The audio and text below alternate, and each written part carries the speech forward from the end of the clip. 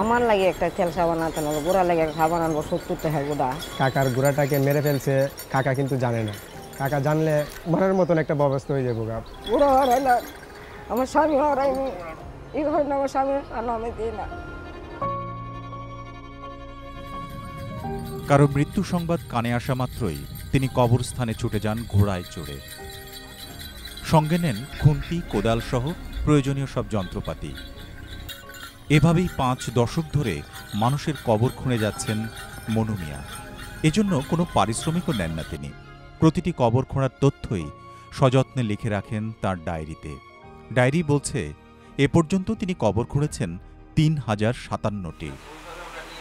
নিঃস্বার্থ সেবার অনন্য দৃষ্টান্ত হয়ে ওঠা সেই মনু মিয়ার নিজের শরীরই এখন ভালো নেই। সম্প্রতি তিনি রোগে কাবু হয়ে শয্যাশায়ী হয়ে পড়েন। 14 মে তাকে রাজধানীর একটি বেসরকারি হাসপাতালে ভর্তি করা হয়। এদিকে মনু মিয়ার অনুপস্থিতিতে তার প্রিয় ঘোড়াটি ছিল ইটনা উপজেলার আগলাপাড়া গ্রামে তার বাড়িতেই। 16 মে শুক্রবার সেই ঘোড়ার মৃতদেহ পড়ে থাকতে দেখা যায় পাশের উপজেলা মিঠামইনের 36 গ্রামে। ঘোড়াটির বুকের কাছে দেখা গেছে ধারালো অস্ত্রের আঘাতের চিহ্ন। ধারণা করা হচ্ছে ঘোড়াটিকে কেউ মেরে ফেলেছে, তবে কে এই ঘোড়াটিকে হত্যা করেছে তা জানা যায়নি। মামলা হলে ব্যবস্থা নেওয়া হবে বলে জানিয়েছে পুলিশ। মনু মিয়াকে অনেক সময় কবর খুঁড়তে যেতে হতো হাওড়ের প্রত্যন্ত কোনো গ্রামে। দ্রুত পৌঁছাতে কয়েক বছর আগে এই ঘোড়াটি তিনি কিনেছিলেন। সেজন্য তিনি নিজের জমি পর্যন্ত বিক্রি করেছিলেন। সেই প্রিয় ঘোড়াটির মৃতদেহ পড়ে আছে। আর মনু মিয়া ঢাকার হাসপাতালে চিকিৎসা নিচ্ছেন প্রায় মুমূর্ষু অবস্থায়। নিঃসন্তান এই মানুষটির সঙ্গে আছেন স্ত্রী রহিমা বেগম আর তার ভাতিজা।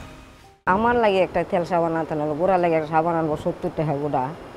এই শ্যাম্পু আছে না, শ্যাম্পুর বরফ হেঁট লইব 60-70 টাকা করে দিলে 3-4টা শ্যাম্পু দেশে সাবান দেশে গোড়ারে মারা ধরে গোসল খাওয়াইব।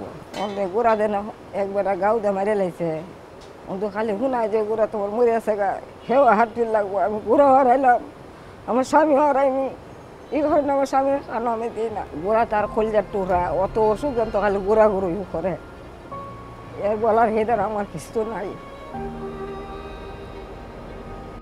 মনু মিয়ার কষ্ট হবে ভেবে তার স্ত্রী বা ভাতিজা কেউই তাকে বলেননি তার প্রিয় ঘোড়া হত্যার কথা। কাকার গোড়াটাকে মেরে ফেলছে, কাকা কিন্তু জানে না। কাকা জানলে কাকার কী অবস্থা হইব, এটা মানে মরার মতন একটা ব্যবস্থা হয়ে যাবো।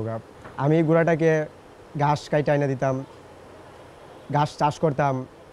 তিনি যদি আমাদের বাড়িতে গরু আছে, গরুর ঘাস আছে, মানুষের ঘাস মানুষের চুরি করে এনে খাওয়াই দেয়। কিন্তু আমি একদিন ঘাস চুরি করে এনে দিয়ে দিয়েছিলাম, ধান ক্ষেত কাইটা এনে। আমারে বলতেছে, তুই এটা চুরি করে আনছস, ধান ক্ষেত গুঁড়া খাওয়াবো না, মানে চুরের ঘাস আমি খাওয়াবো না, চুরি করে আনছস। আমার গোড়াকে আমি হালাল জিনিস দিয়ে যত্ন করে তুলব। আমি চাই যারা গোড়াটাকে মারছে তাদেরকে কঠিনভাবে শাস্তি দেওয়া হোক।